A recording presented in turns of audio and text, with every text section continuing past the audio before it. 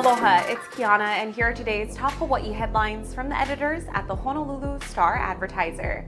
Also, huge mahalos to Longstrugs Hawaii for sponsoring the show. Head on over to your neighborhood Longstrugs for all your shopping needs.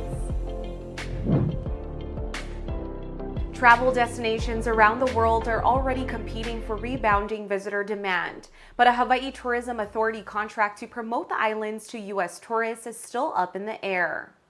A top applicant was initially awarded a 5-year contract valued at more than $100 million. That contract was scheduled to take effect on January 1st, but the offer was rescinded later last year by Mike McCartney, director of the State Department of Business, Economic Development, and Tourism. McCartney said the proposal was not in the best interest of the state. The agency has not disclosed the identity of the applicant or the nature of its procurement. The process to find a winning contender was restarted, but a promised request for proposals has repeatedly failed to materialize.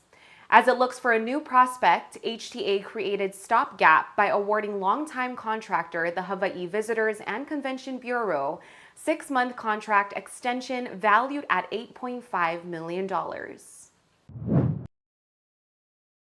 U.S. Representative Kahele has introduced federal legislation to clean up, restore, and return 782 leased acres of Oahu's Makua Military Reservation to Hawaii. The site was used for live fire training from 1942 to 2004. The bill is named the Leandra Vai Act in honor of the late cultural practitioner and co-founder of Malama Makua. Malama Makua is a Native Hawaiian community group that has for decades fought to protect and restore the valley's unique environmental and cultural resources. The act requires a transfer of the leased acres back to the state and full remediation of all 4,190 acres in the Makua Military Reservation. The U.S. military's 65-year lease for 30,000 acres of training lands in Hawaii, including Makua Valley, expires in 2029. But the Army has proposed an extension to its lease at Makua and other areas on Oahu and the Big Island. Kahele said the amount of funds needed to clean unexploded ordnance and other contaminants from the valley can't be calculated until a study determines how much work needs to be done.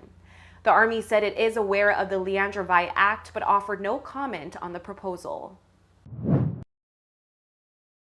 An 18-year-old man was shot and killed early this morning defending a friend during an attempted robbery at Tantalus. Police say a group of friends were at the first lookout on Round Top Drive when a suspect approached an 18-year-old man.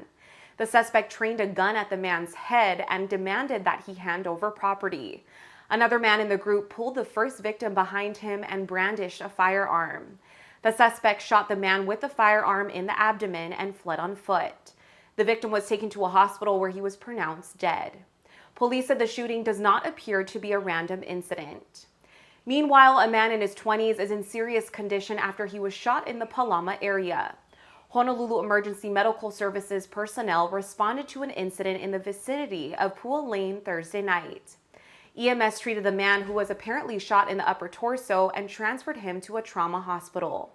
No additional information about the shooting was made available. Police have released a man who was involved in Tuesday's shootout where one man was killed and 3 others were wounded in Waianae.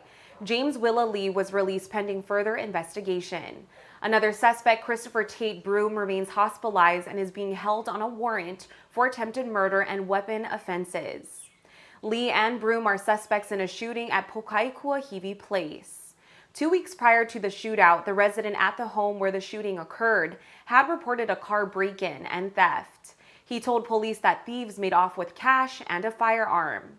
The man reportedly found the 3 men responsible and contacted them to discuss the return of the gun. When the suspects arrived at the home on Tuesday, a 32-year-old man was shot at the residence, grazing his head. The man went into his home to retrieve a firearm and shot back, killing the gunman. Another man who works for the resident was shot by Broom as he attempted to render aid to the downed suspect. Broom attempted to flee in an SUV with Lee, but was also shot. Lee fled on foot and was later arrested. 2 local chefs have been named as finalists for the James Beard Foundation Awards. Sheldon Simeon of Tin Roof on Maui and Robin Mai of Honolulu's Fete have been nominated as the best chefs in the Northwest and Pacific. The region also covers Alaska, Oregon, and Washington. A win would put either chef in a limited company of chefs Roy Yamaguchi, Alan Wong, and George Mavrothalasitis. The last Hawaii chef to claim a James Beard trophy was Chef Mavro in 2003. Portland chefs Carlo Legmana of Magna Cucina and Thomas Pisha Duffley of Oma's Hideaway, as well as Seattle chef Matsuko Soma of Kamonegi, were also nominated in the category. The 2022 awards will be announced at a gala on June 13 in Chicago. For more on these stories and all the latest headlines, subscribe to the Honolulu Star-Advertiser. Visit Hawaii's top source for breaking news online at staradvertiser.com and download the Star-Advertiser mobile app. Mahalo, have a great weekend, and we'll see you back here on Monday.